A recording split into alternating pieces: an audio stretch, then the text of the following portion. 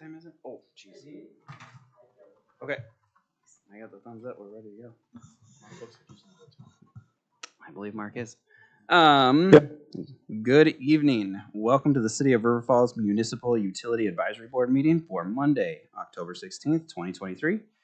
Lene, could we have a roll call, please? Bartles. Present.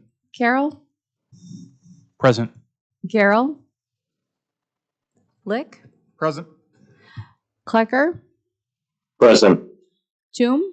Here. Wells Mangold. Present. All right. So next up, looking for an approval of the minutes from the UAB meeting on September 18th. Can I get a motion, please? I make a motion to approve. Second. Any discussion on the minutes? All those in favor, please say aye. Aye. Aye. Any opposed? None. Minutes are approved. All right, this is the time in our meeting for public comment. If there are any public comments, please come to the podium, state your name, sign in. Hearing none. Moving on to reports. Kevin.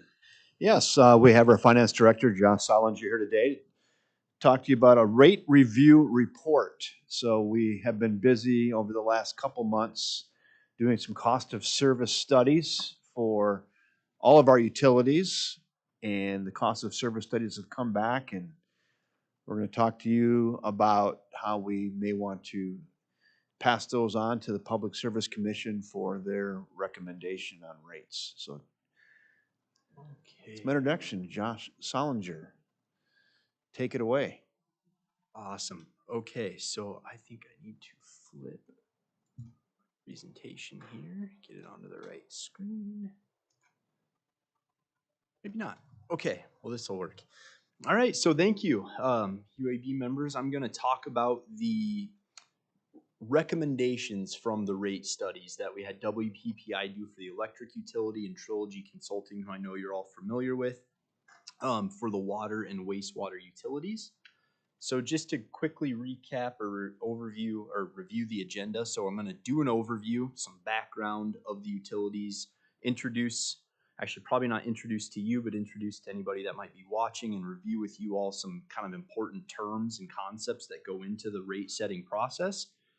Review current financial performance of the utilities, give an overview of the recommendations that came out of WPPI and Trilogy Consulting's work, provide some peer comparison information that shows where we're currently at and where they propose will be in terms of rates, and then talk next steps. So to start with the overview, so the electric utility was last increased in 2020. Actually, I'm going to see if I can't. That looks better. So the electric utility was last increased in 2020. The water utility rates were last increased in 2016, wastewater utility in 2012, and then the stormwater utility, which we're actually not talking about in this case, they were last increased in 2007. And in my memo, I did touch on the stormwater utility and mention that certainly that's a utility and the rates are something we may want to consider in the near future. But as of now, we're not really seeing anything impacting that particular utility that's causing us to say, yeah, we need to probably go ahead and revisit those rates at this time. It's primarily the three larger utilities that we're looking at right now. And then you can see what the Public Service Commission rate of return that they authorized at the time we last did the rates for electric and water. You can see what those currently are. 4.9% for electric, 5.25% for the water utility.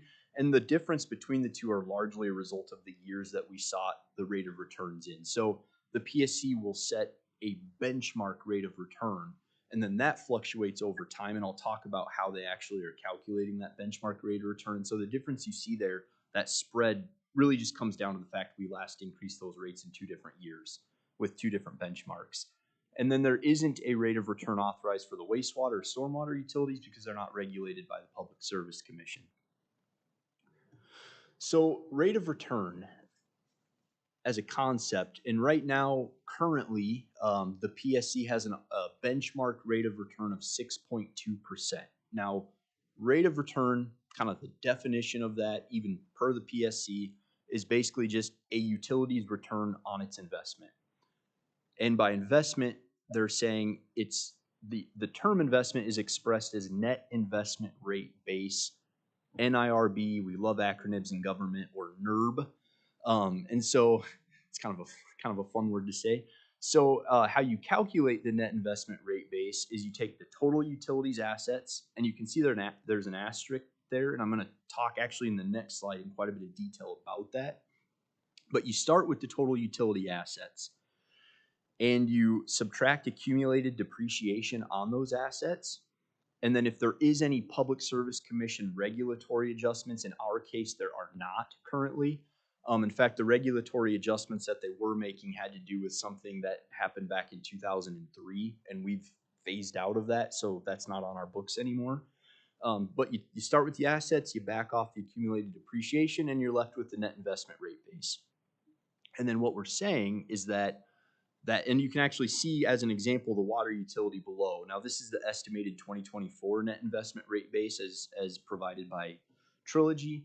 So we had $18.9 million in utility assets, less $4.2 million in accumulated depreciation. It leaves you with a utility value net investment rate base of $14.7 million. And so in essence, what rate of return is saying is, in any given year, the PSC is saying your authorized rate of return is 6.2% of that net investment rate base, or of the utility's investment. Now, in actuality, in any given year, you might earn above that, you might earn below that. That really just comes down to things, a whole variety of things that would impact our revenues and our expenses in any given year. And I will actually touch on what our utilities are actually, for the last 3 years, have been earning in terms of rate of return, and you can see how those compare to the benchmark. Josh, can I ask you a question there? I'll just be like the average person that may be watching question. Rate of return. I thought you ran a nonprofit utility. What are you doing at the rate of return? Yeah, so your rate of return, you basically, like any fund, you want to ensure that you have adequate reserves. So, our working capital policy requires us to have 90 days of cash on hand. We have debt coverage requirements, things like that. So I guess the short answer is yes, we are technically not profit. We're not trying to build up, reserves that are 5, 6, 7 times our annual operating expenses, anything like that. But we do want to make sure that we do have adequate reserves, adequate debt coverage, things like that. So, and part of the reason for that too is if any of those assets that are in our net investment rate base were to suddenly fail on us for some reason, we'd want to make sure that we can finance repair, replacement, things like that. So, Josh? Yeah. We've been asking about our reserves in the last few meetings, just asking for more information, and we have always been told that the reserves are just fine. We're exactly where we need to be. Yep. Are we having this discussion because we're anticipating taking on some substantial debt or something like that, and that's why this discussion is coming up now, so that we can cover our rears? So I think the wastewater utility, and I'm gonna get kind of into what we're seeing and why we're having this conversation, and you'll see the numbers and everything on the slides. I think at this point with the electric and the water utilities, it's really more of a story of the amount of assets that we're adding for those utilities, because again, your rate of return is a function of the value of the utility. So the more assets you're bringing online, assuming nothing else changes, that rate of return is going to drop. Now the wastewater utility, I do think, and this was brought up about a year ago by Trilogy, and in fact, nothing's really changed. This most recent iteration of the review of the numbers is really just continuing to confirm what was originally thought a year ago, which is that particular utility, the story there is more of a long-term downward trend in reserves. Now, whether we had stayed in the consortium, the West Central Wisconsin Biosolids Facility Consortium, or we are doing what we're doing and building our own, the story was really the same either way. So we knew a year ago, even if we go build our own facility, we're likely looking at the need for a rate increase. That was only going to be kind of worse if we had stayed in the consortium. So this recent iteration, again, I'll get to the slide, but this iteration of the study is really confirming what we thought, which is either way, we need the rate increase for that utility, but it would have been worse had we stayed in the consortium. So it's okay. And so growth. So going back to this last slide, I'd mentioned there's an asterisk there that says total utility assets, but it excludes developer contributed assets. And I know one of the things that we have always kind of talked about with you all historically here is this concept of growth paying its own way, or growth paying for itself. And there are really three primary ways that you can kind of substantiate that. And this very first one goes back to the asterisk on the last slide. So developer contributed assets are considered contributed in aid of construction. You'll hear folks call that SIAC or kayak. And to get a little nerdy here for a second, the contributed in aid of construction assets are actually booked separately on our utilities balance sheet. So when we're providing you kind of your roll-up monthly summaries, we have those assets all rolled up into one line. Because if you were to actually look at the balance sheet accounts of our utilities, just the asset section alone oftentimes is almost a whole page, because that's how the PSC requires it to be, essentially.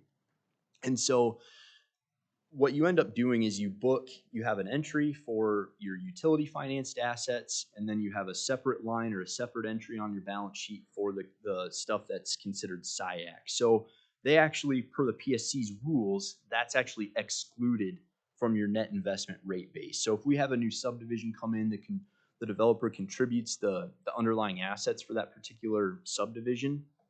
When we book that, we're booking it as contributed in aid of construction, and that's not factored into the calculation on this slide. So that total utility assets is less SIAC. So what you end up doing is you've got a smaller rate base that you're trying to recover, that your rate of return is based on. So that's one way that growth pays for itself. The other ways, yeah.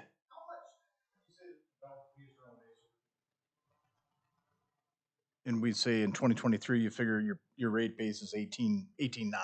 Yep. How much would you say that your developers have contributed? Is it, if you were to in total, would you say it's 25 million, 20 million? I mean, where does that fall, just to kind of get context as to what developers have contributed? So I think the largest, I want to say it's the water utility, and I can get you the numbers after this as a follow-up. I believe the water utility is our utility with the most development contributed assets, and it's close to 50% of the total utility value. Okay. I believe that it's either water or sewer is close to 50%. It's a very large amount that historically has been contributed by developers. Yep. Okay. Yep. Thank you. Yeah, absolutely.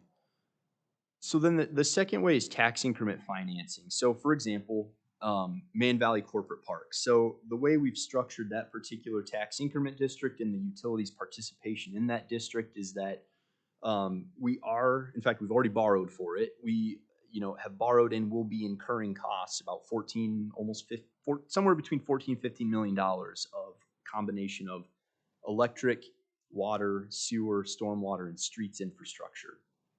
So those assets certainly are assets of the utility. But the debt service for those borrowings are actually going to be paid for by the tax increment district as development comes online. Now, it may take several years for that development to occur. So what we're doing in that case is we're essentially advancing or loaning money to the TID from the utilities, and that may have to occur for anywhere from 2 to 3, maybe 4 years while that development comes online.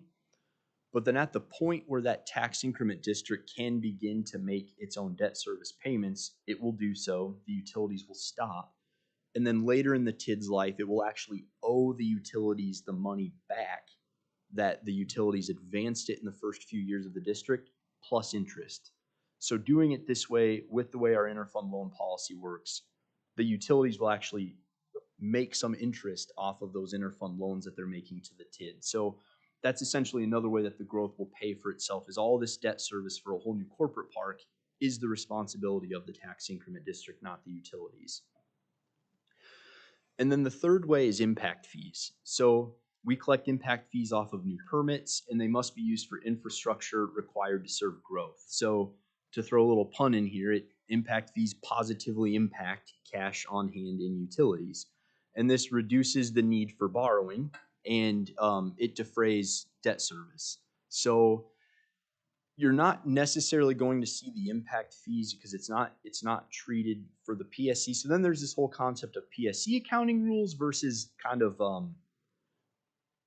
more common sense accounting rules, if I can say that. Hopefully nobody at the PSC is watching. But from the PSC's perspective, those impact fees don't get calculated in our net operating income from their perspective for rate of return coverage.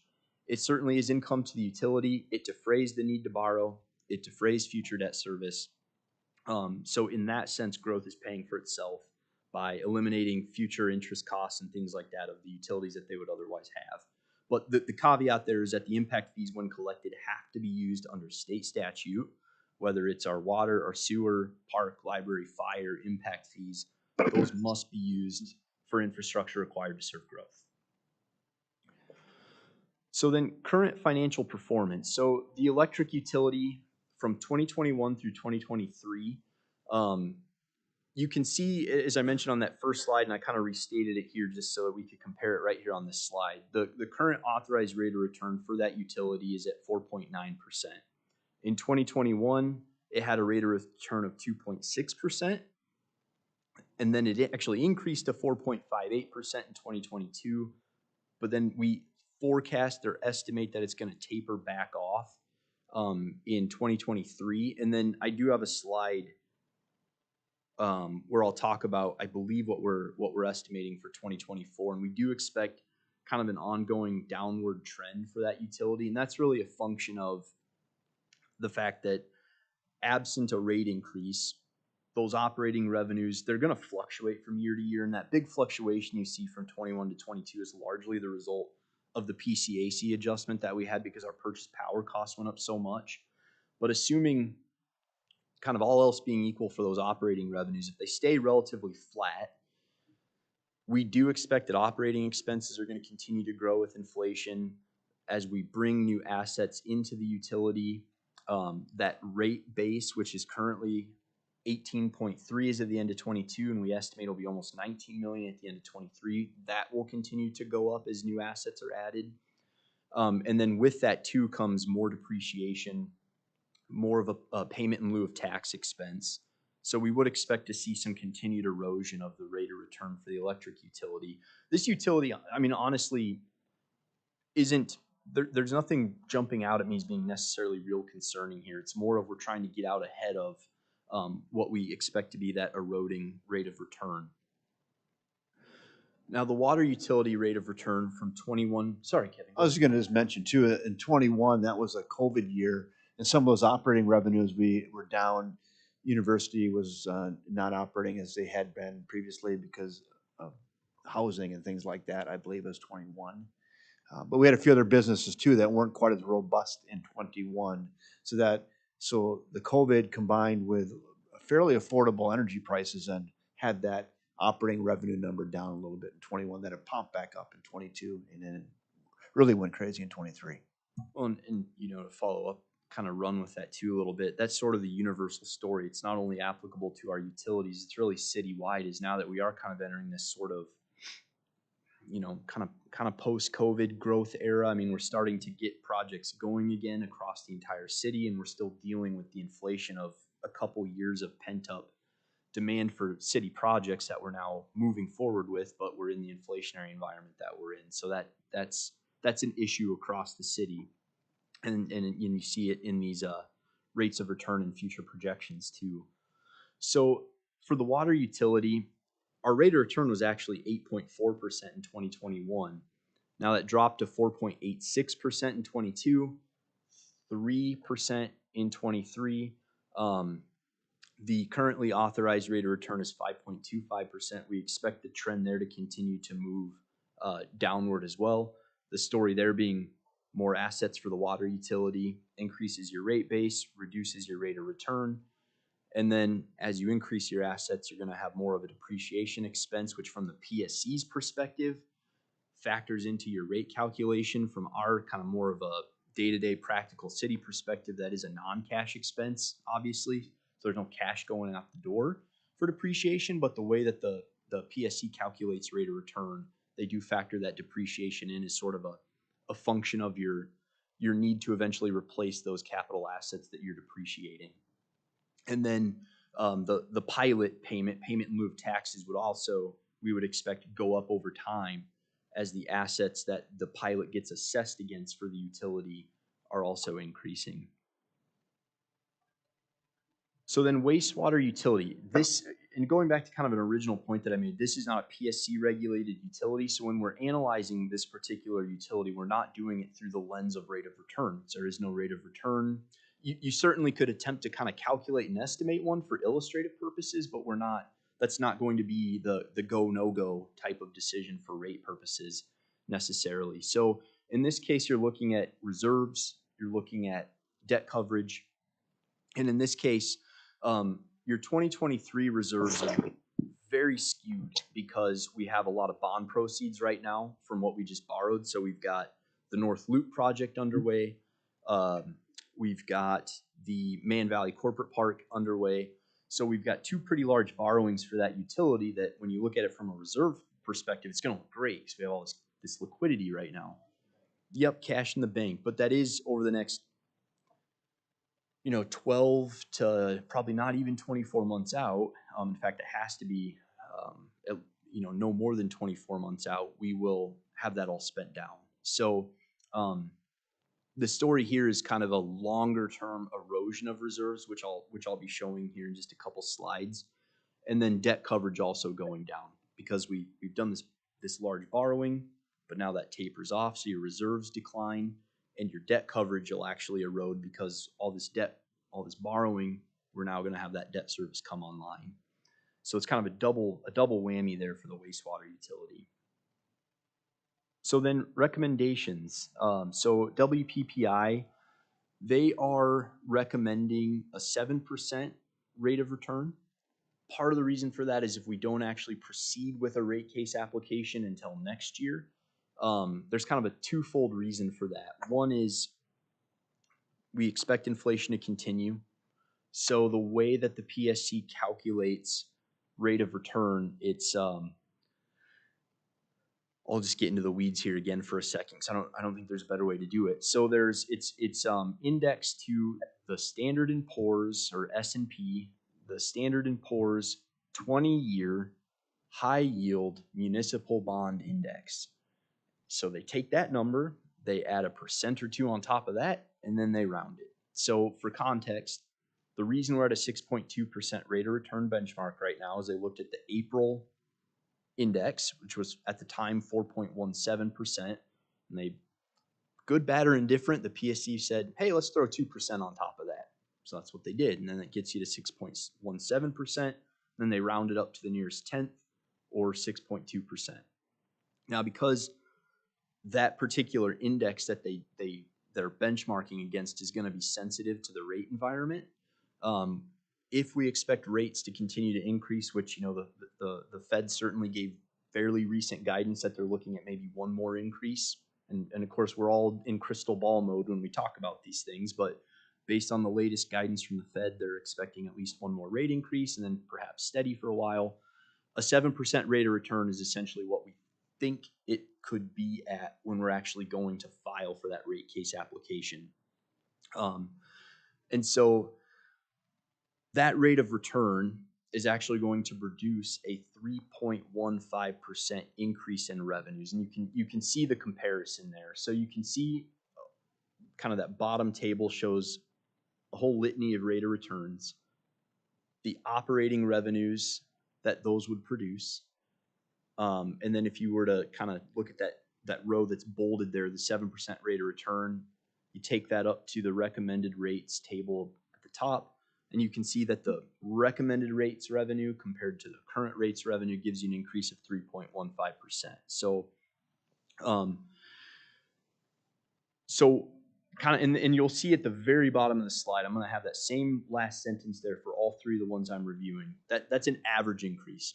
So the PSC, when we go through the rate case process, they will ultimately determine what the or not recommended. They will determine what the rate increase is. They'll say, this is our benchmark rate of return. This is what we're authorizing you. It should be at that benchmark. Doesn't always necessarily work out that way for a variety of reasons, but we should be around that currently authorized benchmark rate of return. That is likely going to actually vary slightly from customer class to customer class. That's a very in-depth analysis that you get into as part of the rate case, rate setting process. But to provide sort of high-level average insight, it should be about a 3.15% increase in rates across the board with some variation from class to class of customer. Can I give a comment on that? Just as utility director comment. Mm-hmm. You know, when we started this cost of service study, and I had been saying it for the last year probably in this pretty hyperinflation economy we live in, I knew this was coming is because our transformers have doubled in cost, our cables have doubled, all of our supplies have gone up in price. And I said, I think the rate increase is going to lag inflation because we're feeling it. It's going to have to be passed along. I actually thought it'd be more than that. So the way it was feeling, so this is not terrible. No. In my mind, as compared to what I see the costs of a lot of the things we're doing are. So jumping into water then, in this particular case, we had WPPI do our electric utility, Trilogy did our water and sewer utility. In their particular analysis, they utilized a 6.27% rate of return. In my memo and in this table, you can see what the 7% would look like because again, with it being a benchmark rate of return, you're likely going to get the same, if not very similar, rates of return authorized for your utilities if you're filing the rate case in the same year. So not entirely sure what the underlying methodology for the two consultants was, but I thought I'd kind of normalize it in my memo and portray both of them as a 7% rate of return. And then you can see what the impact of that would be. It'd be a 49.8% average increase to rates based on what the increase to revenue is. And again, same note as before, it will vary by customer class. So, you know, part of the story here, there's quite a bit behind this particular change. One of them, if I can go back in time here for a second, a couple slides, maybe more than a couple. Part of it is the fact that we haven't increased these rates since 2016. So lots happened since the last time we did it. I do have a question on that. Yep.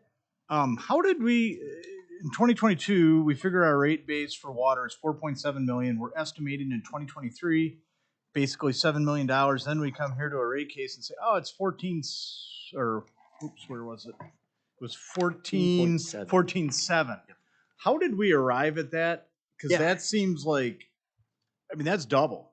Yes. That to me is missing the mark. So it's North Water Tower. It's the water portion of the North Loop project, Man Valley Corporate Park, the water portion of that project. So this is based on a test year of 24. So that would assume that Man Valley at that point is done. And again, the debt service is being paid for by the TID, but the assets are still the utilities. So you figure you've got about $5 million for Man Valley. You've got $4 to $5 million for the water tower, $300,000 to $400,000 for the water utilities portion of the North Loop project. And then there's kind of this, you know, annual turnover of assets that are not new, but require replacement. And when you look at the cost you're replacing them at today versus the cost, you know, that they were when they were originally booked in the utility, that's that story of inflation. So you're turning them over at a much higher amount. It just seems a little bit shocking that basically we've doubled the value of the assets in the water utility in a couple of years. That just to me seems surprising. The investment in Man Valley and the Water Tower North Loop are that significant. Okay. Yeah, those those are projects that are kind of fundamentally changing the landscape of that particular utility, I would say, and it bears out in the numbers. So then the wastewater utility, again, there's no rate of return to kind of benchmark things against here. So it's really looking at reserves and it's looking at debt coverage. And this is based on, again, a test year of 2024. So we're assuming spend down of those reserves that we currently have a lot of right now because of the bond proceeds we still have. So we're assuming spend down of those, and then you can see how those debt coverage metrics have eroded compared to what I shared here. So you had unrestricted reserves of 11.2 million with 291% debt coverage. And then here we'd be at 1.9 million or $1.9 million in unrestricted reserves and 139% debt coverage, assuming no change to the rate structure. So with a 5.95% increase on average, again, to wastewater utility rates, that would get us to unrestricted reserves of 2.1 million and debt coverage of 163%. Now, part of Trilogy's recommendation, and this would not require PSC applications every year because this isn't a regulated utility.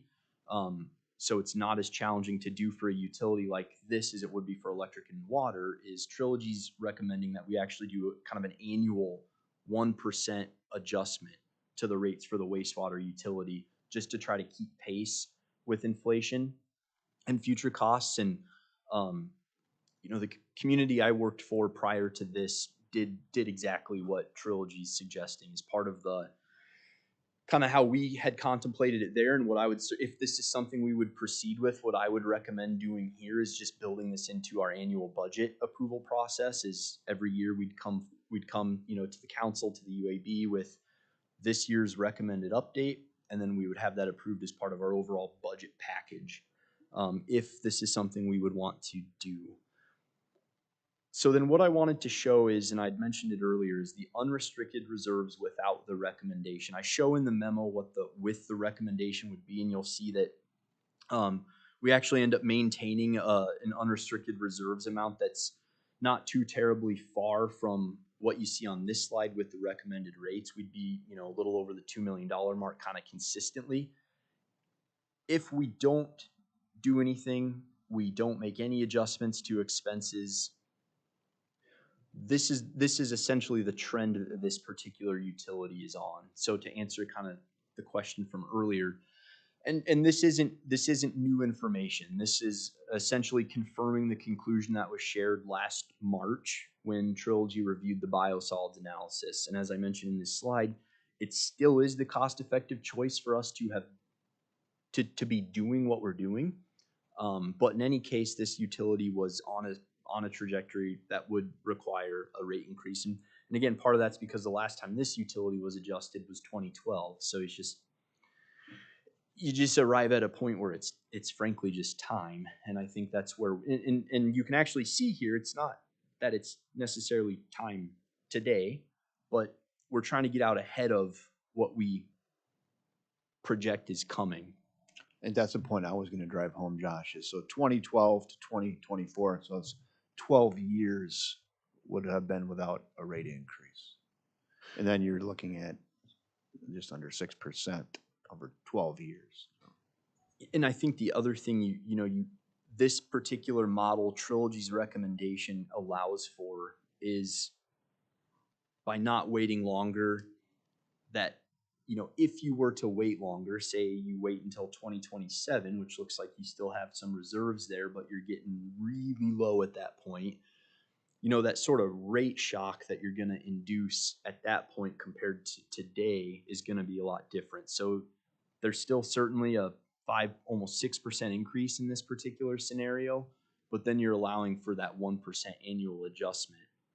And when we talk about kind of overall city affordability, and this is a conversation we've had with council, is we sort of have this kind of net levy growth target in mind that we try to keep relatively flat and consistent, because we do have other costs to being a city resident, such as these, that we know we're looking at a 6% increase here, almost a 50% increase to water rates, 3% to electric. So we're trying to keep the big picture in mind in terms of timing, and again, more of a tapered approach to future wastewater increases. So, I was just, it's electric and wastewater. It's pretty easy to come to a pretty logical conclusion. When you hear an almost 50% increase, that one's more difficult.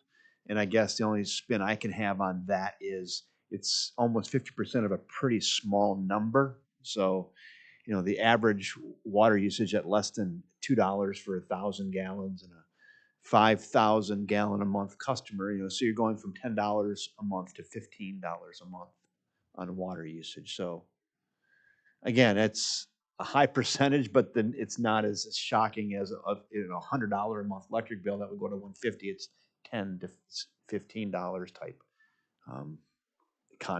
contextual increase.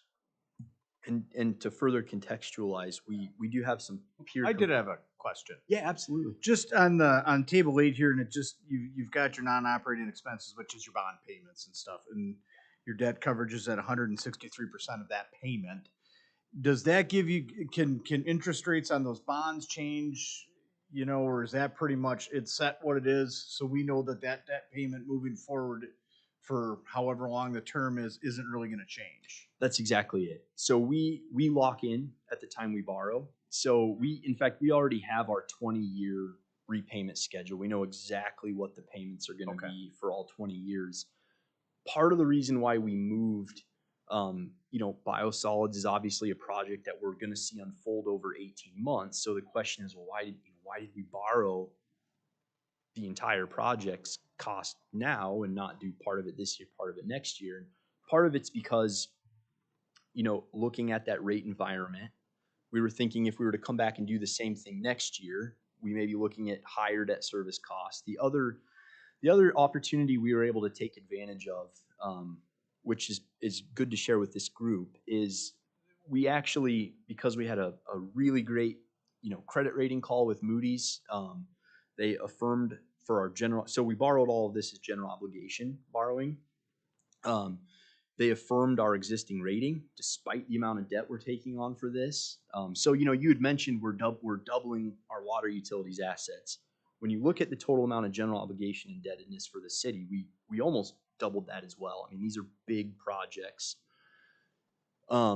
Despite that, Moody's actually maintained our existing credit rating, which is very indicative of how they're assessing our financial management right now. Basically really strong affirmation of what you all and what the council are doing.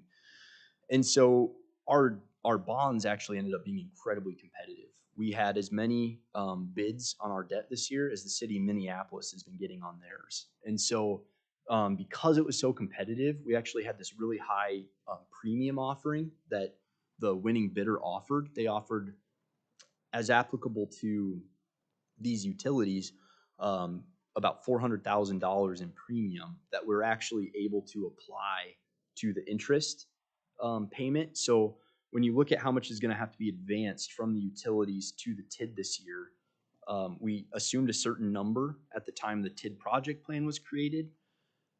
It's actually about $400,000 less. So there's going to be less cash of the utilities being required for that advance, and the TID's going to owe $400,000 less over the rest of its statutory life. So that was, a really good result, and also part of the reason why we just proceeded the way we did. We could lock in at the rates that we were seeing.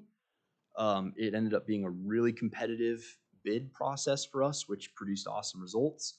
And then, of course, thinking ahead to next year when we thought rates might go up, it seemed like now was the time to do it. So that was a really long answer to a question, but there's a lot that went into that. Yeah.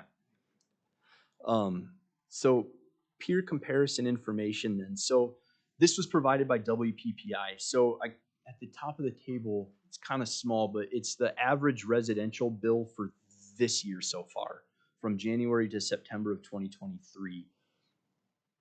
The first yellow bar is where we're at. Now this is monthly, and we're a little over $80 a month in this case, according to WPPI's data for this year. And then with their rate recommendation, actually, since they did the cost of service study, we would kind of leap over a couple communities, but not too terribly far actually from where we're at right now. So I think to Kevin's point earlier, that monthly bill is not going to take a significant jump. And we don't know what these other Well, communities Josh, might be just doing. for Yep. like, I also want to point out significant for some of us is not very much, but for those that are on those like plans that do struggle to make payments, these little bits that we're talking about do make a difference to them. Oh, absolutely. Okay. Yep. No, understood. But from a percent perspective, I guess, like we said earlier, 3% increase, and understanding, of course, that inflation and what people might be making in terms of their own cost of living adjustments from one year to the next is maybe below, at, above. It varies. But a 3% increase puts us where we're currently at to where you see on the more the right end of the chart. So, and again, this doesn't take into consideration what other communities might be having to do. We are not the only ones dealing with the inflationary impacts on our utilities. So this may look different a year from now when other utilities have gone for their rate cases. I believe there were 20. I think that was information I shared recently. Was there about 20 municipal electric utilities that are within the last 12 months have gone for rate increases, and the authorized rate of return that they were seeing was at that 6.2% benchmark. So we're actually, our 4.9% rate of return benchmark for a while used to have us among the highest of the electric utilities in terms of recently authorized rates of return. And we suddenly find ourselves closer to the middle of the pack in terms of rate of return. So this slide, again, a year from now, this may look very different, because what utilities are getting authorized right now, they're closer to that 6.2% mark, whereas we're still at the 4.9 that we were authorized at. We're actually realizing less than that. So again, this is for context. You see that we're not moving too much in terms of peer communities. And those are WPPI communities there. Correct. So I had Sean Downing, I think I sent it to you, maybe we should have included it. So that bandwidth with WPPI customers is pretty narrow. I mean, it's from the lowest to the highest, it's not that wide. If you get outside of those munis and get into the IOUs, it's a lot different. The closest one is about 17% ahead of us. Some of them are 34%. I think Madison Gas and Electric was 34, 37% more for the residential customers than we are. So WPPI customers, pretty narrow band. When you get out of that, we are definitely beating them by big double-digit numbers. Yep. And so then also for context with the water utility, again, as Kevin alluded to, it's a 50% increase. But when you look at in terms of the context of where we are with other communities, you can see that we're one of the lowest, and we're still in the bottom half of all municipal water utilities in the state. So I don't know if you want to add anything to that. No, we're just shocked that we're the third lowest and fourth lowest in the state right now.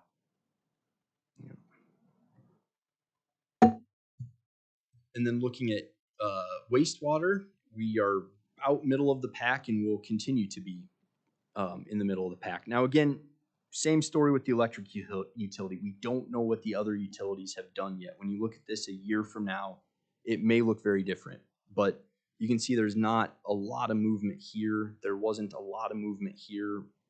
Water, again, 50% increase when you look at it in terms of monthly cost. We're still in the bottom half of utilities.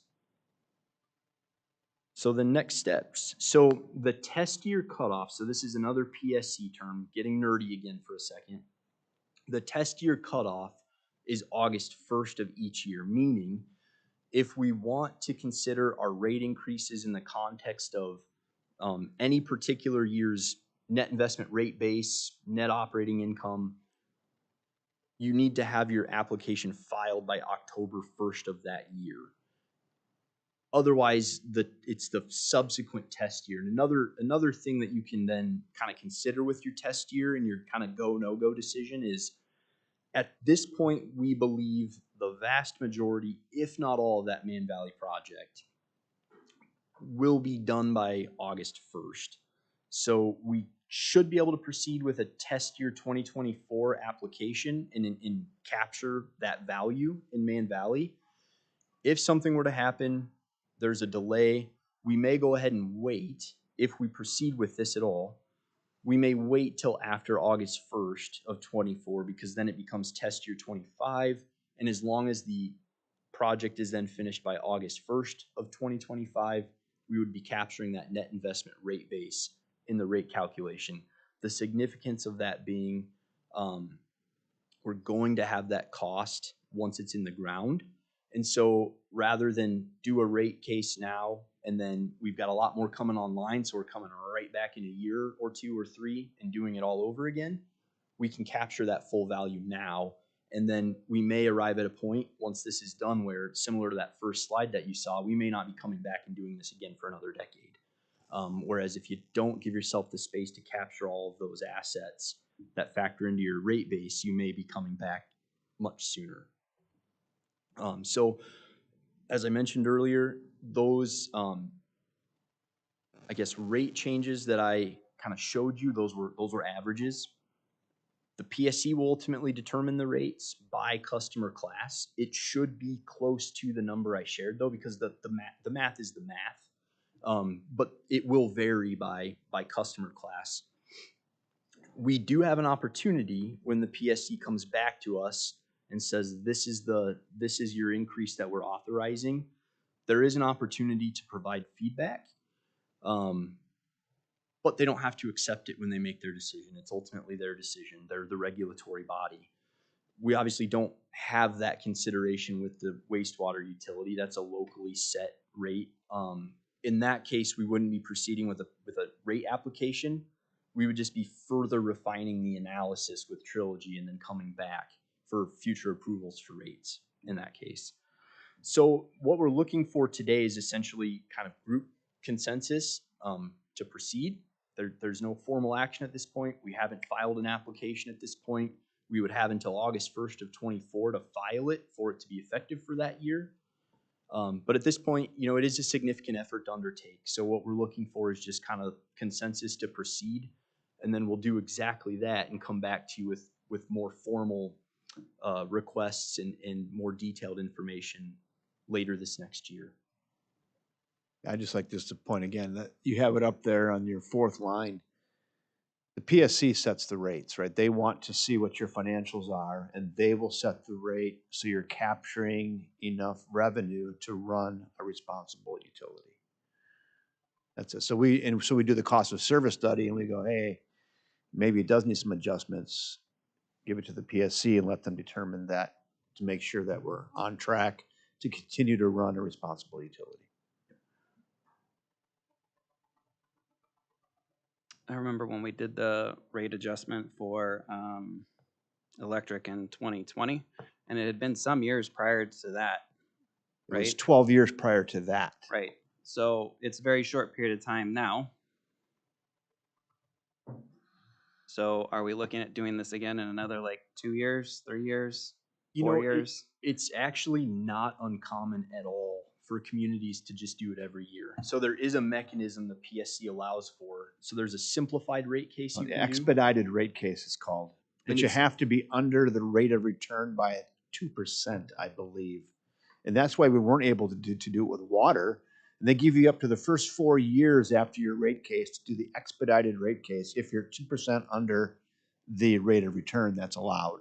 In water, we didn't have that, so we couldn't do the expedited rate case. Yeah, and I mean, there's,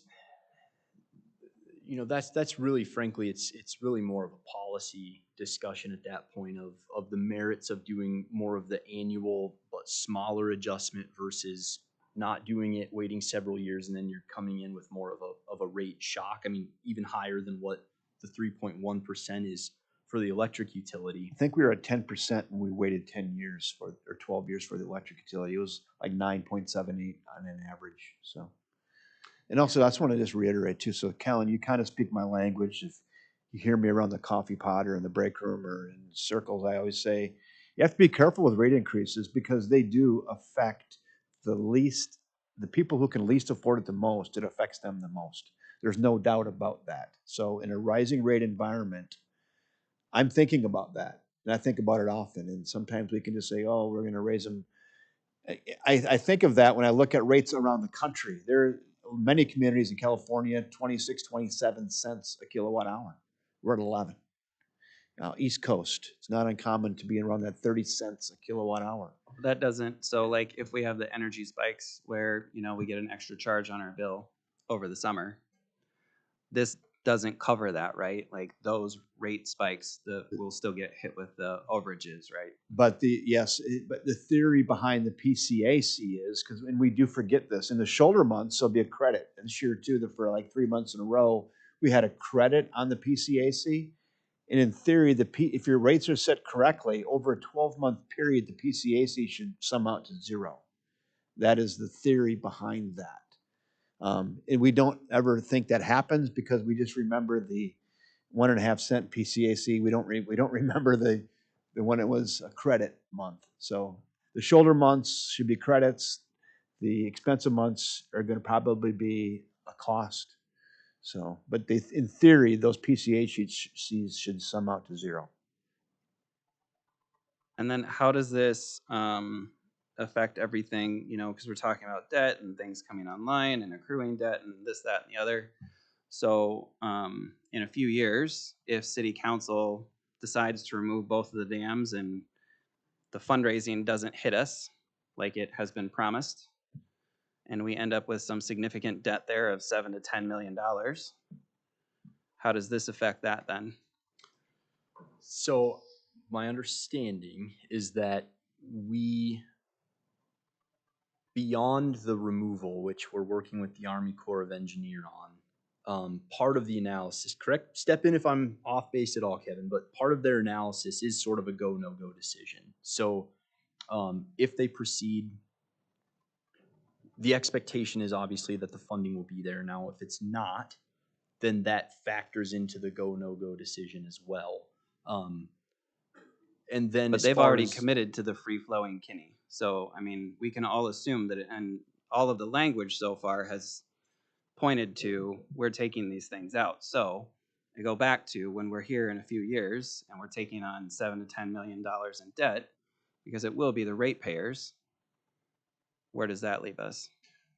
So at that point, I like you, Josh. I just want to reaffirm that, by the way. No, I know. This is good conversation. I mean, and obviously I can only speak for the hat that I'm wearing right now, but I think if that's the case, the scenario you just described, we would certainly have to weigh borrowing for that against any other borrowings that were planned. Because obviously, there are debt coverage. I mean, I'm looking at it from that policy lens, right? We've got reserve requirements we have to operate in. We've got the debt coverage requirements we have to operate within. I think a lot of like what we're talking about though is the investment in our infrastructure. Whereas that decision in the future would actually be taking part of our infrastructure away. Right? There'd be nothing to build that rate base with. Yeah, so that's honestly that in and of itself is a nut, an analysis, a big old nut to crack.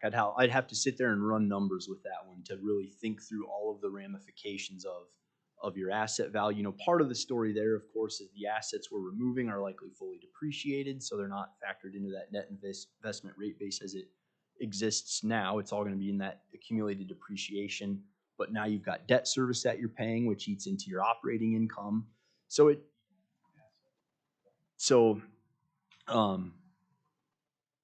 you're what likely ifs are going fun, to, right? Sorry? The what ifs are fun, right? The what ifs are fun. Yeah. Yeah. I mean, so but I guess, the overly broad answer to your question is in a scenario like that, that's one where in my role, I would have to just sit down and contemplate, okay, we've got a capital improvement plan that's providing for 5 years of planned costs with an impact to rates, to coverage, to cash flow. If we're doing this instead, what does that look like? And then providing that information to the decision makers.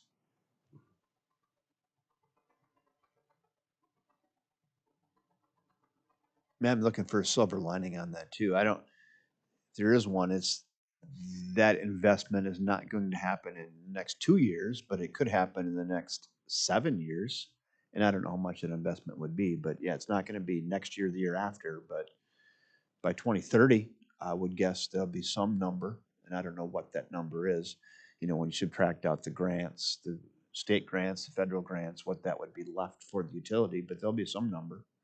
There'll be some number, and it won't be in 3 years, but it could be in 7 years. And it's a conversation of priorities. I mean, we've been, as Councilmember Carroll can attest to, we've been having conversations about priorities lately. And if in that scenario you described, there's funding we're expecting doesn't happen, we're still planning to proceed with a cost. It's we built plans for things based on sets of assumptions that have changed. Have priorities changed? Are we now saying all this other stuff we planned for is a higher priority than what we originally understood to be this? And if so, certainly our recommendation would be then we proceed with that plan and this gets put on hold until we figure the funding out. That's a high enough priority. These other things may have to wait and we proceed with the original plan as intended. Or we do all of it, but understanding that there's then going to be a significantly larger cost to do that. So that's just the conversation we would have at that point. Nick and his group will be discussing that, right? Priorities, and you know where that in this group of be part of that conversation. But yeah, that's going to be a policy decision at some point. But we'll get the funding and we'll proceed as is. I'll wear the optimistic hat. So I guess that's really it for what I had, and we're just kind of looking for that group consensus to proceed. Like I said, we'll come back to you with more specific recommendations. I need to stop saying that. At that point, it would be essentially what the PSC is saying the rates would be. We'll further refine some numbers up until the point of a rate application, but then from that point on, we'd be into the process. And this isn't a formal decision either. No, it's questions, conversation, consensus is what we're ultimately looking for tonight. I'm being quiet. I'm waiting for anyone else to have thoughts here, but I'm not seeing anyone jumping. So, one of the things that's not exciting about serving on council is you just kind of feel like it's a continual hat coming at you for more stuff. And when you get to do the fun thing, like hand some of it back. And the short answer is it's probably realistically you don't. It's just not the nature of it. But what we try to do from a council perspective and policy standpoint is be thoughtful in the things that we do prioritize, make sure we deliver on time and on budget for them, and that this is still a good community to live in from all that. That being said, looking at this, I think it's pretty clear that we're moving towards having a process that helps us have that rate of return. You know, rate of return language treats it like it's a shareholder thing, which we're not. So I think one important element I would like to see come out of this would be, let's just assume that we're all in agreement moving forward with this PSC process. But then how many additional letters and phone calls will you have to make for people who are on the margins of paying their bills, just so we can have an expectation of pain at some level for those 7 to 10 individuals that you might be a month looking at? I think that's one thing. One question I do have for you is, how often does the PSC, when you submit this, jump past it and say, well, you guys want 5-5 tough, we're going 7-1, or whatever it is? Do we have an idea of what that looks like? I would, from my experiences, usually when we say 7, I'm assuming from past experiences it's going to be less than 7. That's just because I think we shoot a little bit high on that, and then it usually comes in less than. That's what my experience is, but it could be different this time. But that's typically WPPI shoots a little high on that, and it usually comes in a little less than. But yeah, that's my experiences. I'm not saying that's the way it's going to be, but yeah, I think there are certainly plenty of communities out there that go into a process like this without even doing the step that we're doing right now. So I think we've had some consultants that I think have a pretty sound history of what they do, and we've certainly been working with them on the analyses they've conducted to where I would not anticipate that to be the case for us.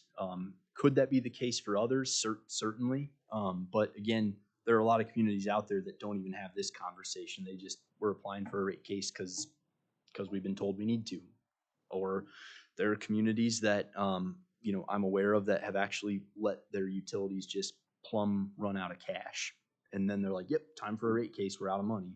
I think we're taking a fairly proactive approach here, in my personal opinion, and I think we have some pretty decent numbers to work with here. I would be surprised if that was the case for us. So maybe too, I think I'm agreeing, just to maybe help Nick I would say there's a 25% chance we nailed it right at 7%. I say there's a 60% chance it's a 6.7 to 6.8. And there's a 10% chance it's 7.2. Yeah, understood. Well, and it leads me to a next part, which is, if you look on page 21 of the packet, you'll just notice the care that goes into trying to make sure that either businesses and or residents who are affected get talked to and make sure that they have adequate time to pay bills, including low income when it applies, or payment plans. Because I do think that's the important part is, death and taxes, two things of life that aren't going away, right? And this isn't taxes, but it's a good that we're paying for, and so it affects people or a similar way. I think, and we've talked a lot about this, so delivering a high quality product, at excellence, right? I think every time we have a snow or an ice or which causes power issues, right? Or even recently, we see how well we function in that environment. I think that's the important thing. People tend to be very appreciative of how well we perform, and so I think that makes this argument more acceptable, because it's a high functioning team coming to you and saying, "Hey, this is what we need to do to maintain our high standard." And so I think that's the important part. It's always if the inverse is happening, that's where it gets hard, where we feel that outages go on for a long time, there's no communication, and then you're asking for more money. That's when the pitchforks come out a little bit more likely. So, I mean, I'm supportive of this. I don't think anyone loves it. I don't know how you could, but I think it's something that probably needs to be done, and we just probably need a further conversation about the tempo and maybe what's the expedited rate case look like going forward, and how we just create some, because we don't want to go 10 years, then do 3, and then do 6, unless we have good business reasons, I think, to do it.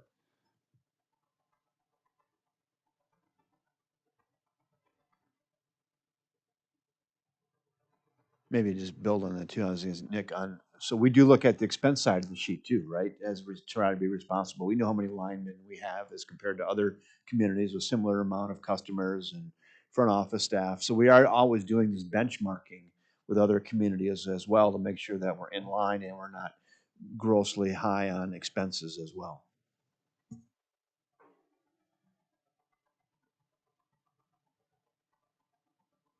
I don't know. So I track my budget every month like everybody does, and I've kept a spreadsheet of my utilities since I bought my house here in 2017. In October of 2017, my total River Falls utility bill was $144.33.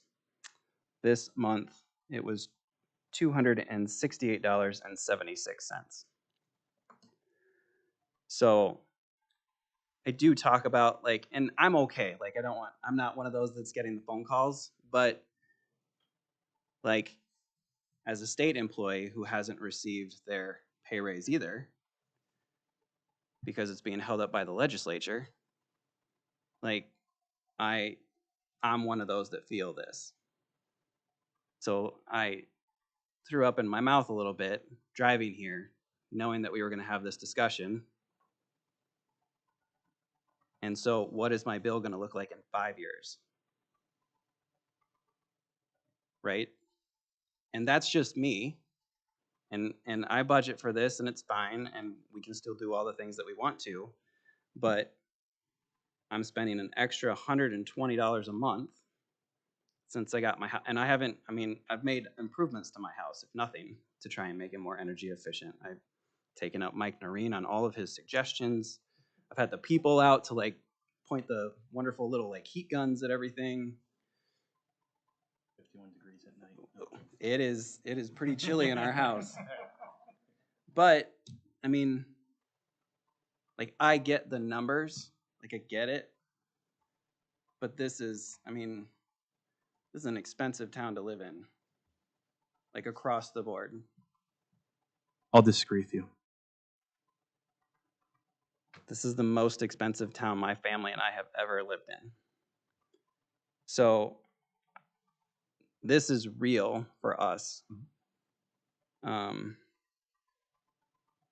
so when we consider all of these wonderful future projects, maybe they're necessary, maybe they're not. Like the project sheet that we have in front of us that we asked for, appreciate that, Kevin and Josh. Like that makes sense, investing in the infrastructure and keeping things up and making sure that we have the right people in place to take care of all this stuff. Like when I saw the power went out the other night, they were right on it, right? Those projects make sense. The projects that we are potentially talking about in the future that are a nice to have, but not a necessary to have to function, that's where I struggle if we take debt on for that. That just feels gross.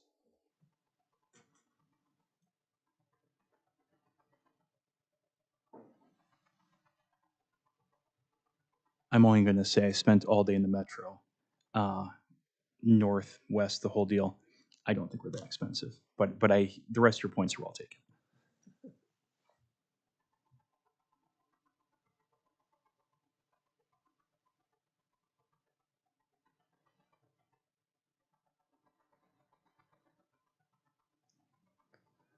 I was just thinking, so 2017, since you've lived in your house, you've experienced electric rate increase, but not sewer or water was in 16, right? I'm just trying to think that, so. Electric. So something's going up.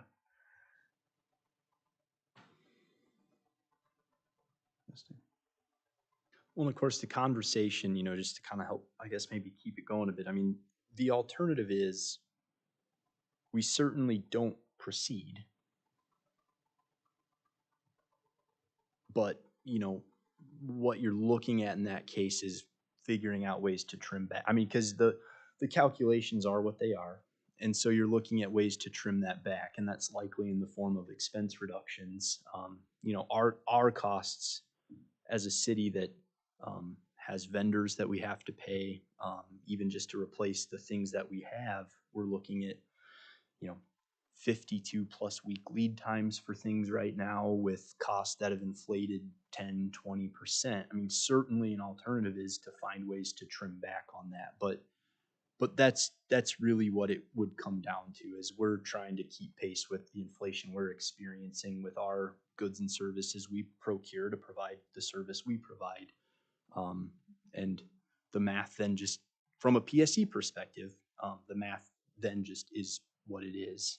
It almost feels like a cop-out on my part to even say it, but we're passing along the costs that we're incurring for materials and equipment. That's that inflation piece that I said was going to be lagging. Well, and now here it is.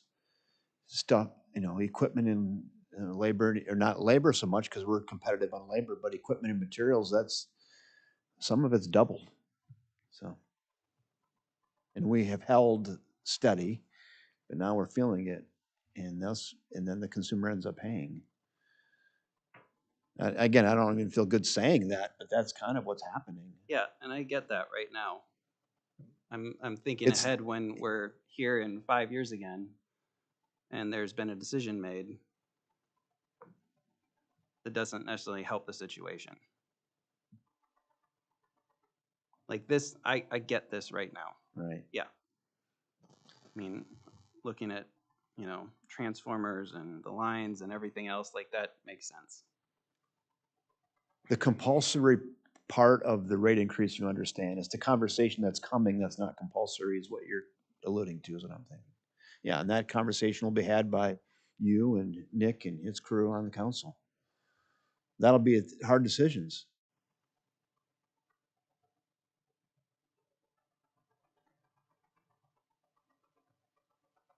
I'm for the increase, for exploring this right now. Makes sense financially. Yeah, and to the extent that people feel comfortable, I guess I'd encourage people to speak up because, I mean, it is why we're here. So unless you have a aversion to publicly stating something, this would be a very good time to use your voice. As a small business owner, I understand whether it's salary and wages, it's fuel cost, it's health insurance cost, it's workers' comp cost. Everything's going up.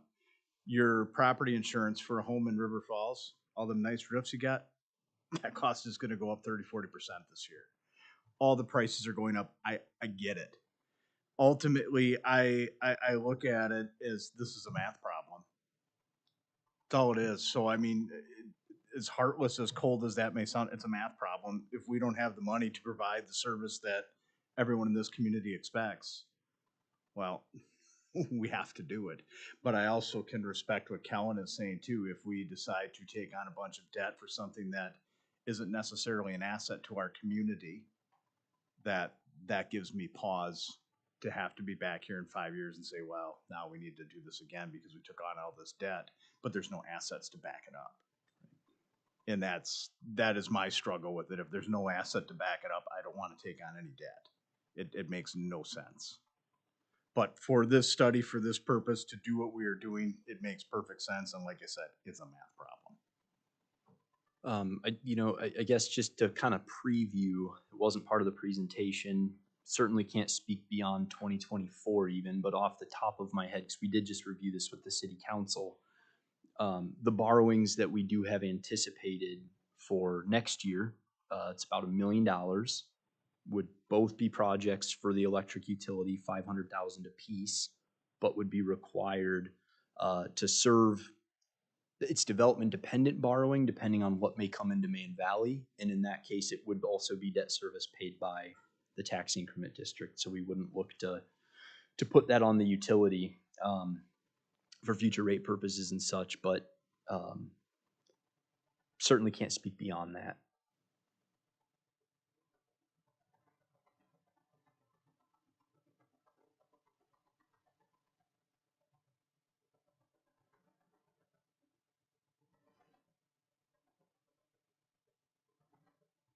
I don't know, Kevin, should we do kind of a... I think we've got this kind of a straw poll. I haven't heard anybody say that, no, we should continue along the path we are with the money we have. I didn't hear that. But I heard about being responsible in the future and wanting to have a say in any other spends that aren't compulsory. I heard that. But I think it's responsible to, and probably fair to the ratepayer to be able to pass along incurred costs to run your utility. And we are looking at the expense side. I'll reiterate that again. There's not a lot. We're doing the same with the same amount of people with 7,300 customers when we had 5,300 customers. So we're doing more with the same. We're not, going crazy and hiring 3 new people and those types of things. So. How is the rate increase going to be shared with everybody when it happens? Because I know, like, we always put our, like, warm, fuzzy stuff out on Facebook with the wonderful pictures and things, and then sometimes the other things that aren't We're required. super awesome. Yeah, we're required. The PSC requires communication prior to it going into effect. Also, PSC also requires notification of public comment section.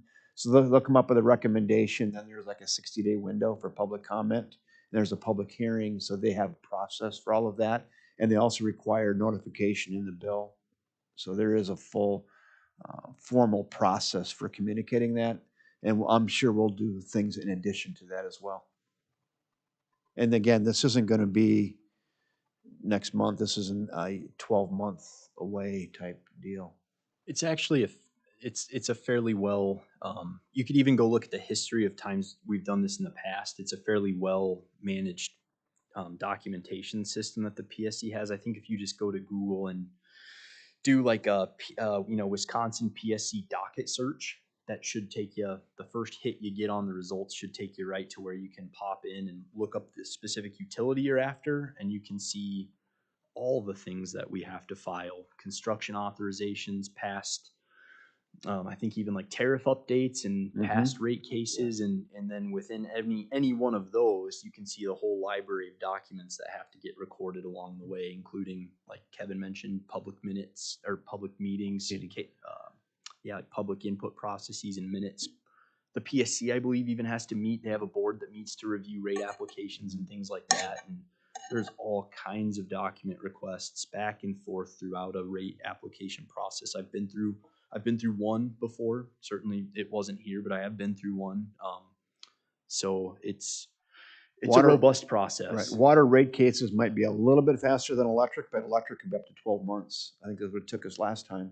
So water could be 6 to 12 months. Sewer, the caveat there is that could happen relatively quickly because there is no Public Service Commission oversight. That would be up to this board and the city council. So that could happen next year. And that would likely be a conversation, we would be coming back to you and coming to the council, and having, because it is truly a local decision. So there are, the PSC kind of tells you what you're going to do, in their order, and they call it an order. But to the extent that it's an unregulated wastewater utility, we would certainly be able to have those kind of policy discussions of impact and timing, those future inflationary increases I talked about. Because one of the things we do try to be mindful of, and we did have that conversation with council, like I mentioned earlier, when it came to the tax levy, is we're trying to be mindful of the full package of things that people are paying for to live here in the city. So certainly, the timing of that wastewater utility be completely up to local discussion and decision making. Do we do it? Do we go ahead and wait and do that in 25 because we're doing these other two? Do we want to just go ahead and do them all at the same time? Or do you want to pace them out? Right? That's the conversation. So water and electric, it's, if your neighbors are asking you about this, I mean, a year from now would be the earliest probably. It's going to be, Q4 of 24 most likely. Well, the electric's a good example. The application was made in 19 and it went into effect in 2020. Yeah. So similar here, you may have a test year 2024 for rate calculation purposes, but the order may not come until 2025. So so again, if your neighbors are asking, this isn't going to affect them next February, but by next October, we'll have a lot better idea of when this will be going into effect. So by a year to digest it and think about it, and then another year of inflation under our belt. Yep.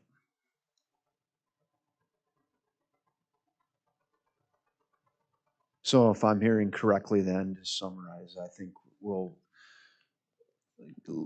forward what we have to the Public Service Commission, let them digest it and give us a recommendation of how they think our utilities should be financially stable, what we have to do to be stable. I mean, I think that's what I'm hearing. Yeah, I agree. I mean, we've done some consulting work, had some consulting work done to this point. Do we have to pay for any more to proceed with this at this point, or are we already, we've got what we need? So here's the good news on this, the WPPI, that's part of our total package of being a member, so they do all of that cost of service study, that's included in our fee WPPI, so that one is, it doesn't really cost us anything there. We do pay Trilogy for the water, and again, that is not tons of money, might be to $10,000 or something like that. Yeah, not even that. expect That'd be in it the to high be- end, I think. That'd be at the very, very high end. Yeah. Yep. Because we haven't invested a ton. So 0 for electric and smaller number for water.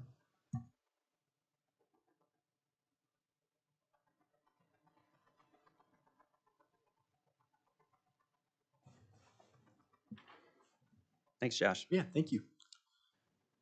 Kevin, projects report to talk Yeah, about all the debt we've taken on for the projects. Right. You say, so what are we spending our money on? So I did put together a project report for you per your request. And it's always good to go back and just kind of, we go through these things every month and stuff happens and you kind of forget. But when I put this together, I was like, holy buckets, there has been a lot going on over the last 2 years. I'll just go through these real quickly. So cable pulling, we're doing that right now down Winter Street. So we invested a bunch of money on Winter Street and putting conduit in 2019. Now we're going to be going back and pulling that cable in down Winter Street for electric from a $70,000. We have directional boring we do around town, $117,000. The hydroelectric relicensing, you bring that up, and over 5 years, we spent $1 million on that over 5 years. That's an expense. Manhole rehabilitation, you saw some of that. If you drove down Main Street here in the last couple of weeks, we had that rerouted and some detours there. That's $160,000 we spent on fixing those manholes. Some of those are 100 years old. So again, that's just infrastructure spends. That was a good slalom course. Right. Man Valley Construction, you saw the spends there, that UAB resolution for $13 million. Water, $4.5 million. Sewer, $2.8 million. Street lighting on the trails, $750,000. Total utility, $13 million. So that's, this is, I would say, in a utility business, this is riskier than we typically do, but we feel confident through city council that we want to expand into Man Valley, and we need to get infrastructure out there in order to get that going. So that's an investment, hopefully in the future, that will pay back through those TID districts that Josh was mentioning. SEH, some of the engineering for that was almost $1 million, $900,000. North Interceptor, that seems like eons ago, but we spent $3 million on that North Interceptor sewer. The engineering for that was almost $250,000. North Loop extension, $3 million for water and sewer. North Water Tower constructions, $3.5 million. Engineering on that, $170,000. South Main lift abandonment, that was one on South Main, $150,000. Three-phase pad-mounted transformer to replace a spare that will be going to UWRF chiller building, $62,000. Tree trimming, that we're on an annual contract. People don't think, well, we don't even think about that one. There's almost $250,000 in trimming trees every year. Wastewater building, $550,000 for design on that, which is going to be an $8 million another spend there. Has that gone out to bid, Kevin? It will be going out to bid in November, and bids will be coming in December. Be coming here for approval in January. We just got DNR approval on this plans here late last Friday, so that is ready to go out to bid now. Wastewater treatment facility, $217,000 for the new generator that'll be here next year. Service plan, we're trying to figure out where our service areas are our systems adequate to serve them? That was $65,000.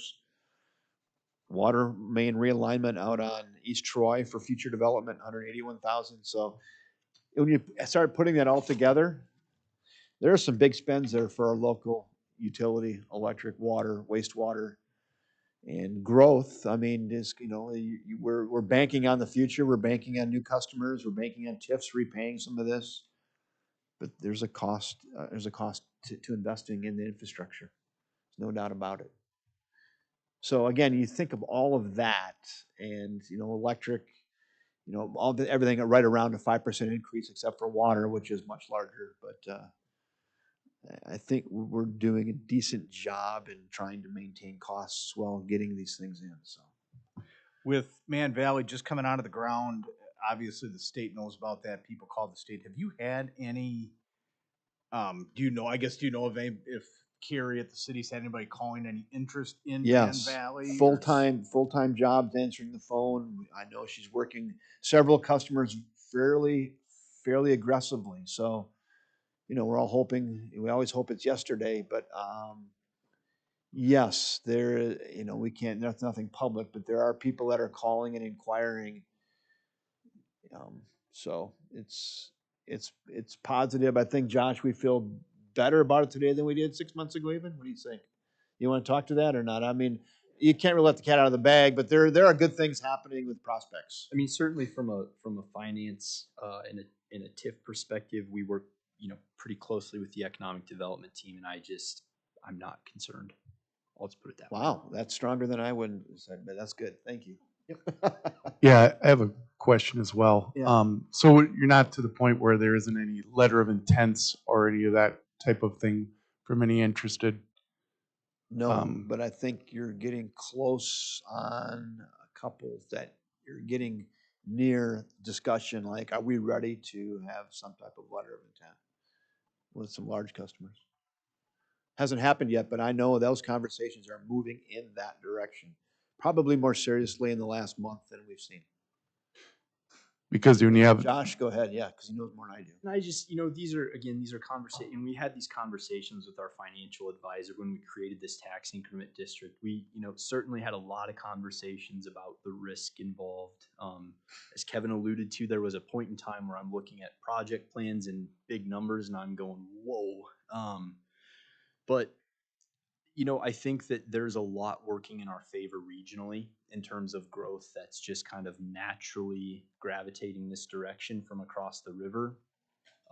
They're not landing in Hudson because Hudson's out of room. And so really it's us, maybe New Richmond. I just, just very anecdotally and personally, I grew up in a community that it reminds me so very much, Altoona, Iowa, reminds me very, very much of River Falls, and that sort of the growth is just gravitating eastward out of a metro area our direction to where it almost, in some ways, it feels a little inevitable. And Man Valley appears to be a very attractive space. So what used to be, I think, maybe some concern that I had, because again, I'm looking at big numbers and finance is what I do here, and there was risk. I'm not that concerned at this point. In fact, I'm quite optimistic. So, Wow, that made me feel good. Yeah. Does that help, Dean, a little bit? Yeah. Well, and I just want to say something quick. I don't interject from council too often, but okay, so the French Foreign Legion have this march or die, right? We're grow or die, and that's hard. It's hard for people to hear that because philosophically, I'm like a traditionalist, right? So I just rather pretend it's 1992 around here because that's the River Falls I grew up in. But all these projects, all the spend, all the investment, it's meant to lay the preconditions for sustainable, solid growth. We don't give away things to people coming to town. That is not our model, has not been our model, and I can tell you will not be the model from a council standpoint. So we do make people pay as they go, but we think we can land, good things just by laying the groundwork. So, because I look at these numbers too, and after this meeting, I'll forget about them because I'll have 4 children at home yelling my name. But in the meeting, you look at them and they're very large. But I think we're doing a good job of being responsible, and this board's part of it too by asking good and tough and fair questions. I appreciate the questions and the dialogue. I like it. So it makes us better. So that's really what I had on the project report that you requested, and hopefully that gives a little context to let you know we've been doing a couple things here and there. Yes. Nope. It's all good. Finance report. Feel like we just had it. Gosh, yeah. Do you have new carpet in here in the CIP? Because you just worn out a path pretty much. Yeah. Yeah, you've heard a lot from me tonight, I guess. I'm going to probably, breeze through this because I do think from a macro level, we've covered a lot tonight. So, for the electric utility, this is financial results as of September. So just to provide quick context before I jump in, bond proceeds were received this month, earlier this month. So you're not going to see that reflected in this report. You'd see it in the next one. So for September, the electric utility had revenues totaling just a hair under 13 million, $12.93 million, and expenses totaling 11.6 for net revenues over expenses of $1.3 million. And then as of the end of September, this particular fund had cash and investments totaling $3.6 million, which is, we don't provide a comparison to the prior year, but I did some just really quick cursory checks earlier today, and it is up a couple $100,000 compared to a year ago.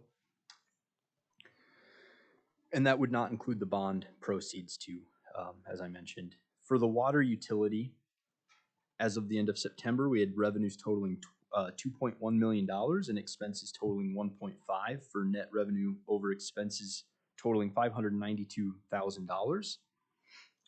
And as of the end of September, had cash and investments totaling 4.9 million. Now there is some bond proceeds in this particular fund associated with Water Tower and possibly the water utility share of North Loop, although I think that's done and all completely paid out. But you can see there's construction in progress still totaling 1.7. That's not necessarily all bond proceeds money. Those aren't the big projects we borrowed for necessarily, but that does reflect there are still some bond proceeds we're working through for those projects, final punch list items and things that won't get paid until our engineering team's satisfied with the work that was done. For the wastewater fund, as of the end of September, I actually had a question on the water balance sheet. yeah, absolutely. It doesn't match. Yeah, I noticed that too. And so I made a note to myself. That would make me panic as a business owner if the balance sheet doesn't match. Balance sheets that don't balance kind of aren't the point, right? Yeah, so what I'm guessing, so to get into the weeds here a bit, this actually isn't, if you're in our financial system, this isn't actually a report that you can run out of the system. This is kind of a third-party report that we have to do all kinds of mapping to get it to generate. So what likely is happening here is there's just an asset account in the way that it's mapped that's not pulling in. We're actually, maybe to get ahead of things and preview it a bit, where if the board would be okay with it, we just talked to Lene today, we actually might shift the way this looks to something that we can just produce right out of our system. It's going to look a little different than what you're familiar with seeing, but there actually is also a cost associated with these reports. And we feel like we can just do it ourselves. So you may see a slightly different format in the future. And this is all the more reason maybe to go that direction. But I'll check and see what account's not pulling in correctly and just let you know. Absolutely. So then for the wastewater fund, total revenues as of September are $3.2 million and total expenses are 1.9 for revenues over expenses of 1.2 million. And in this case, and this one is balancing, the balance sheet is balancing. We have cash and investments totaling $4.6 million. We do have a fairly significant amount of construction in progress still to go. And then we'll have bond proceeds coming online as well. So you can kind of see where that construction in progress, when you net that against the cash and investments that are sitting there, that's where I was talking longer term liquidity and reserves are going to start to come into play for this particular fund. And you're seeing shades of that already. Although it's okay for now. And then the stormwater fund, as of the end of September, we had revenues totaling $484,000 with expenses totaling $250,000, net revenue over expenses of $234,000, cash and investments for this particular fund totaling $307,000. That construction in progress you see here it's a longer term project. When you look at the longer term cash flows for this particular fund, we model these things out and maintain them. There really aren't any particular concerns with liquidity in this fund. It'll get paid out over a long enough period that our ongoing revenues or revenue stream will be enough to offset that. So if that would change, I certainly would come back and let you all know. But as I mentioned earlier, we're not even looking at rate increases for this particular fund. We're just not concerned about this one. I'll take any other questions. Otherwise, you're all sick of seeing me tonight. So thank you all. Josh, thank you very much. Utility dashboards and monthly utility report. We'll just roll them together. Yeah, I like that. No, that was what I was gonna say. Can we roll those two together? So get rolling here. You did not have minutes from the West Central Biosolids in your packet. The minutes were not complete, but I do want to give you an update what's happening at West Central Biosolids. There was some consternation, if you remember, last meeting with West Central Biosolids obtaining a loan for their project that's underway. We did meet on October 4th with the members of the board and Ellers. Sean Lentz from Ellers led that meeting. And Bremer Bank seems to be the one that's going to do this loan, and it sounds like it's going to happen in early November. River Falls was excluded from having to give a letter to Bremer Bank indicating our commitment to West Central Biosolids. All of the other members had to go to their boards and their commissions as well as the city councils to get a letter reaffirming their commitment to West Central Biosolids. So in case somebody got out, they would still be able to go to those communities and extract the money that was owed to Bremer Bank. So because we are not renewing and that was known, I did not have to come to you with that. We were excluded from that activity.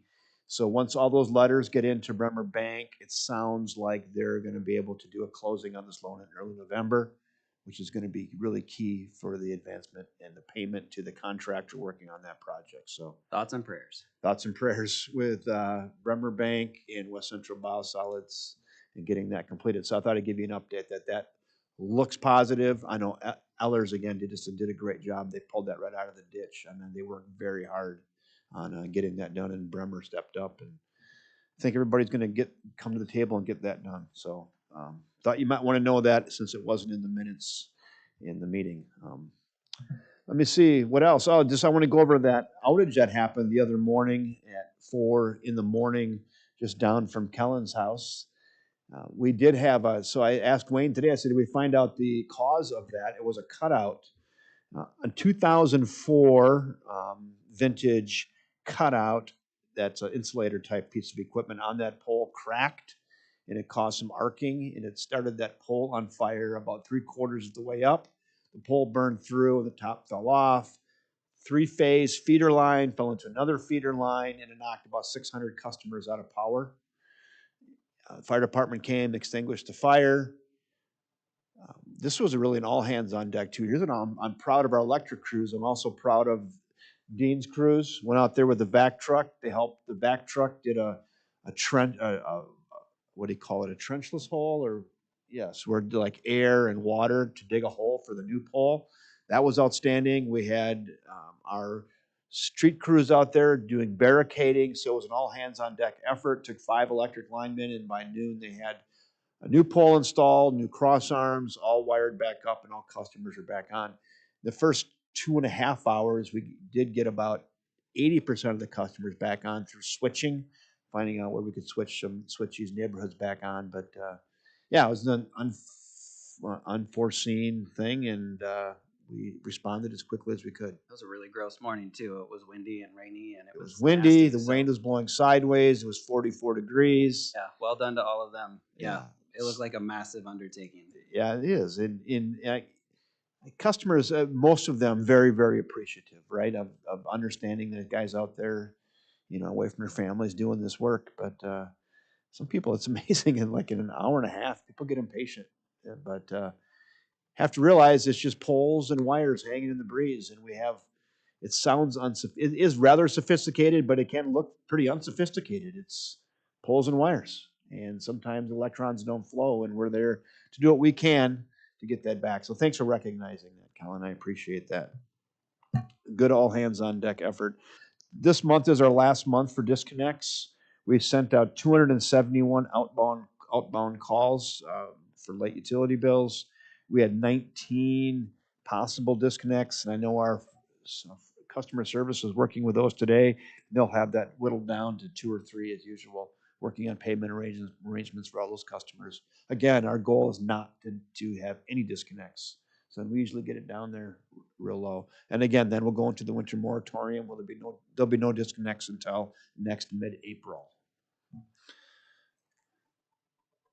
I think those are my 3 highlights I really wanted to hit today. All right. That's what I have, Colin. If there's no more questions.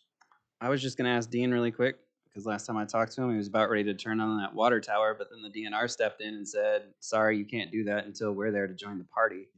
Come on up, Dean. This is good news. This is fun news. And did you have any customers out in Sterling Ponds notice a higher flow? So we had it on for, we had North Loop on for about 4 hours. And Winfield United, Yes. they thought they had a pressure reducing valve in their building. They told us they did, and they didn't. So we had to turn it back off, and they should have their valve in this week. And then, so the North Loop was on, working, and then off. Now the tower will be filled, sounds like Wednesday we could possibly start filling it. The Phoenix fabricator guy's coming to, he'll go inside there with a suit and a spray and sprays down the walls with chlorine, and we fill it, flush it, and test it twice, 2 days, 24 hours apart. And if it's water safe, it'll be open, ready to go. So it could be within the next 2 weeks that we'll be producing water. Probably even next week, yeah. Okay. As long as Winfield United gets theirs in and everything goes good with the DNR did step in and slowed it down. But I think we got everything, all our T's crossed and I's dotted now. So. And they met that contract in full, so there were no late penalties or anything like that. This is all just part of our testing, right? I think they met all. Yeah, I don't think they were. I think they met all of their requirements. North Okay. Loop for the, yes, they met it for the North Loop. Because it's ready to go. It's on our end, right? Yeah. Basically that. So we're actually having a ribbon cutting ceremony tomorrow. I'm not sure our marketing department put that on at 4 o'clock, North Loop, right near the police station. You know, we're going to try to do a ribbon cutting for the North Loop that nobody can see, nobody cares about. So we're going to highlight the bike trail that people see that goes over the top of the water and sewer line, and it goes into Sterling Ponds neighborhood. So we're doing this ribbon cutting tomorrow, and it's kind of a bike ride affair, highlighting the trail. And oh, by the way, there's a $3 million water and sewer line underneath there. That really is what matters. So we're gonna hit the emotional component, that cool bike trail that's on top of the water and sewer line. So I'm not sure who's invited. If your folks are invited or not, I'm not sure. Who's riding a bike? I'm gonna ride a bike. We're gonna ride. I'm bringing the tandem out. Dean and I are getting on a tandem tomorrow. Gonna ride the bike trail. So anyway, that's what I know. Any other announcements? None. All right. Motion to adjourn. Thanks. Thank you.